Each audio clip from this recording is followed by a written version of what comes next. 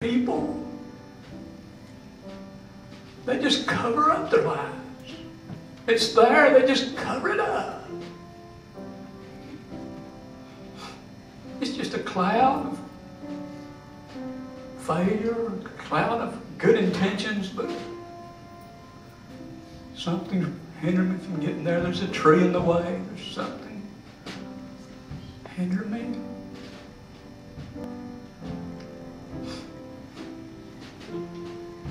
I hope that the rest of your life,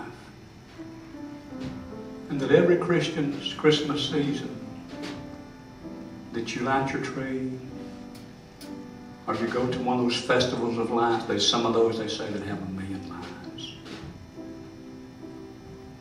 I hope and pray that the Holy Spirit will do this inside of you right now, because if He don't, I'm a failure today. When you enjoy this beautiful season with your family, and you enjoy the Festival of Lights. We used to have a place in our area they called Flood Town. We used to take the kids there up at Eton. People would come from Chattanooga and Atlanta for miles to go to Flood Town to see the lights. When you go to the place that's lit the most, enjoy that. When you look out in the sky, it's the most beautiful it's ever been because of the handiwork of God, and it's a clear night and you see all the stars. Enjoy that.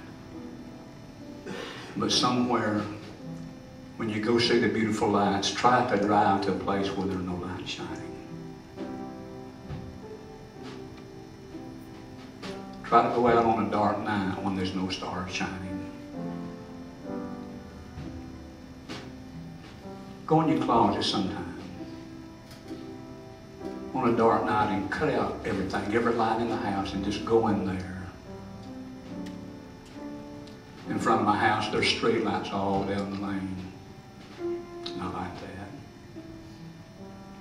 But if every street light was to go out in the world, and if every light was to go out in your house and the power and the utilities were cut off and you couldn't get any, a storm would come and there was no light. What about if they went out throughout our entire state on the darkest night that there was? And then what about if God, in spite of a power failure, no lights, and what about if God just said, in spite of what's going on down there, I'm just going to send a terrible cloud to cover the sky and there won't even be any lights shining from heaven? What kind of earth would it be, church? If the sun failed to shine, it wouldn't be long till we'd all be dead. There can be no life on this planet without the sun that God has given to shine. That can't happen. It's given to us for heat. In the miracle of God, it causes the plants and the food to grow, and it has to be just exactly 93 million miles away for it to work right on this planet. What if it didn't shine?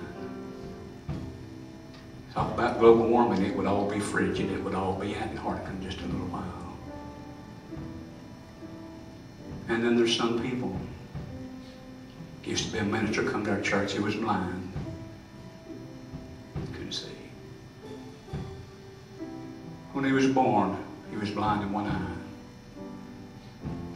And then, when he was a little child, he lost sight in the other eye. From about the age of 6 years old until he died, probably in his 60s, he couldn't see anything. His world was dark. He loved his little grandson, but he couldn't see him. He'd never seen him before. He had children since never.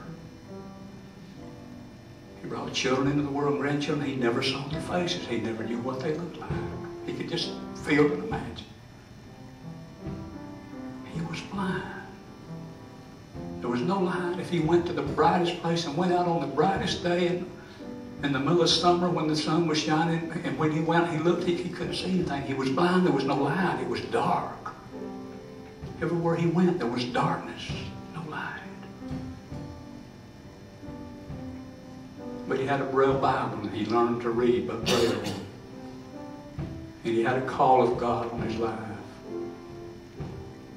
And he would go, and people would have to lead him by the hand, like they did Saul into Damascus. Wherever he went, Whoever got on the door, he'd go preach.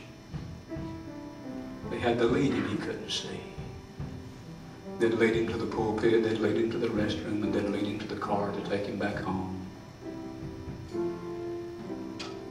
He was blind, he couldn't see. He died. Never have been able to see his children or his grandchildren. He died that way. But in spite of that, he would come to the pulpits and he would preach about the light. He would talk about a man who comes to shine in dark, dark worlds. He'd come and he'd tell people that Jesus Christ, the light of this world, he cares for people. He loves people. And one thing, people that God does not want, he does not want people to be cast into outer darkness forever. God doesn't want that. He doesn't want that. People think there'll be lights in hell. There won't be any lights there. If there's anything from the heat, that's all there'll be, because there's no light there. Because the light is above. And he's gone to prepare a place for the children of light.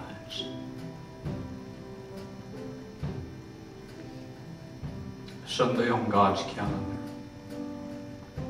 if you think our world is dark today, oh, it isn't. Oh, it isn't. It may appear to be dark to you, and in some ways in our knowing it's dark. But there's going to come a day on God's calendar.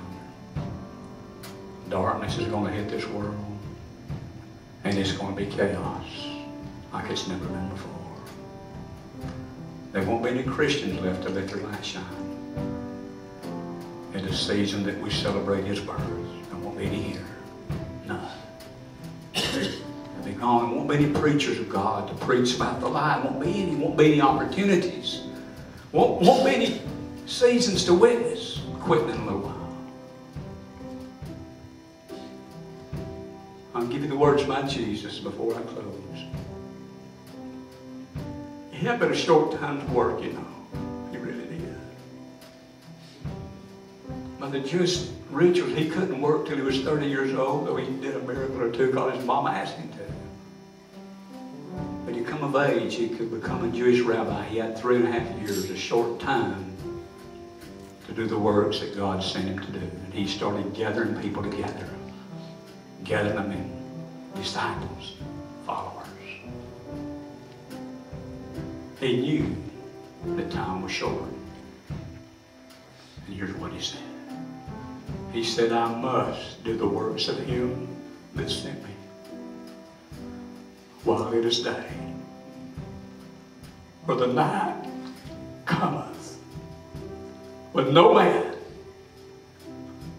can work. You stand to your feet. Give us the lights, yes.